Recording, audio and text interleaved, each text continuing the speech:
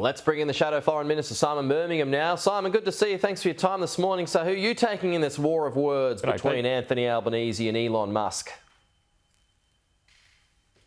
I think it's a pretty clear message for social media companies, and that is that there's one law in Australia. Everybody should comply with the law in Australia, and our law has been built on the basis of Australian values and Australian standards, which are that we don't want our children or other Australians exposed to dangerous, violent online content. And we do expect social media platforms to be able to use their immense technological power and prowess to be able to remove such content. You think about what social media companies are able to ram down your throat through their algorithms and targeted content, they definitely have the capabilities and power to remove this stuff and to do so much faster and more comprehensively than they choose to do so at present. Elon Musk's argument, though, is that that is an attack on free speech and it leads to the distribution of propaganda, though. I mean, he appears to be trying to take the high road on that. Is he right on that front? Well, he's dead wrong. Now, we all support legitimate free speech, but ultimately, these freedoms do have limits when it comes to content and information that can be harmful. And in this type of case, what we know is that images such as the stabbing of Bishop Emmanuel are not only disturbing in and of themselves, but they are frequently used by people to stir up trouble in communities through coupling of disinformation and misinformation with that imagery.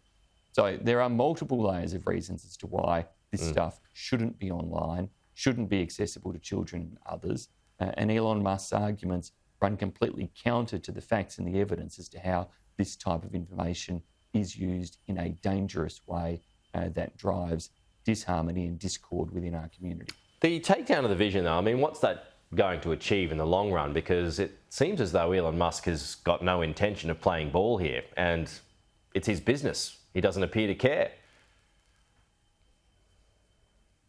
Well, this is where, if need be, laws need to be further strengthened and action will have to be taken. We're proud to have been the parties, the Liberal and National parties in government, who established the E-Safety Commissioner, who put in place the Online Safety Act, who put in place the types of powers to try to drive these sorts of takedown arrangements. But of course, these things in a battle against emerging technologies cannot be set and forget.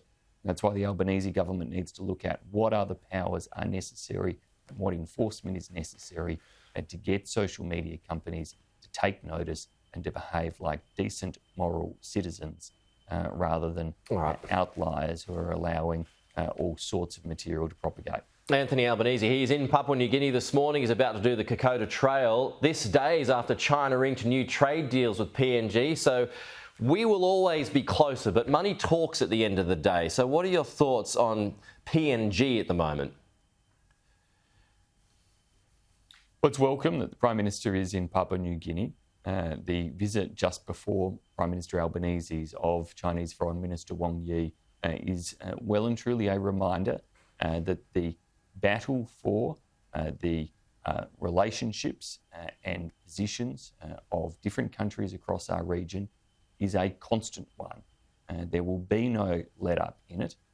There will be a consistent attempt to try to shape and frame those relationships by others and by China in particular in different ways. And we need to make sure that Australia, and together with all of our other friends and partners, are there in driving those relationships forward in ways that underpin respect for the sovereignty of those countries and get to ensure that whether it's Papua New Guinea or any others, they understand that our relationship, our funding, our values are all about support for them and their future and do so in ways without inappropriate strings attached or any other type of undermining of their systems. Just a final one here, Simon. The ACTU has this morning called on the government to end military trade with Israel, enforce targeted sanctions against offending officials and inject another $100 million of humanitarian aid into Gaza and West Bank. What do you make of that?